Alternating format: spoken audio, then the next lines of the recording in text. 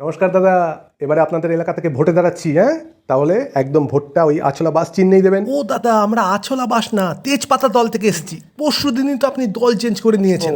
দল চেঞ্জ করে ফেলেছি না? আচ্ছা আচ্ছা, তাই তো। আসলে না, কখন কোন দলে থাকছি নিজেরই মাথায় থাকছে না। যাই হোক, তাহলে তেজপাতা চিহ্নেই ভোটটা দেবেন। হ্যাঁ, হ্যাঁ, তেজপাতা কেন? আরে দাদা, আপনি জানেন না, এখনকার যুব সমাজ না ওই পাতা খেয়ে খেয়ে ওদের ভিতরে তেজ একদম হারিয়ে যাচ্ছে। তাই আমরা মার্কেটে এমন একটা পাতা লঞ্চ করতে চলেছি যেটা খেলে ওই হারানো তেজ আবার ফিরে চলে আসবে। তাই তেজপাতা। একবার আমাকে আপনারা ক্ষমতায় আনেন, দেখবেন তারপর আপনাদের পরিবারের যত সমস্যা আছে, ছোট থেকে ছোট সমস্যা, কোনো হেজিটেট করবেন না, কিন্তু না, কোনো হেজিটেট করবেন না, সোজা নিজেরা মিটিয়ে নেবেন। আরে দাদা, আমি যদি ক্ষমতায় আসি, কথা দিচ্ছি সব সমস্যার সমাধান হয়ে যাবে আমার।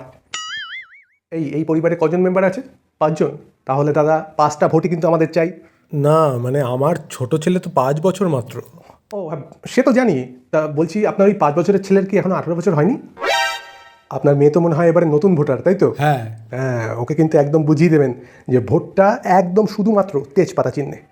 এমনিতে কিন্তু আপনার মেয়ে দেখতে দারুণ কিউট হয়েছে, হিরোইনদের মতো। ওই যে পুরো দেখতে লাগে অনেকটা ওই আলিয়া ভোটের মতো। ওটা আলিয়া ভোট না, আলিয়া ভাট। হ্যাঁ, ওইটা।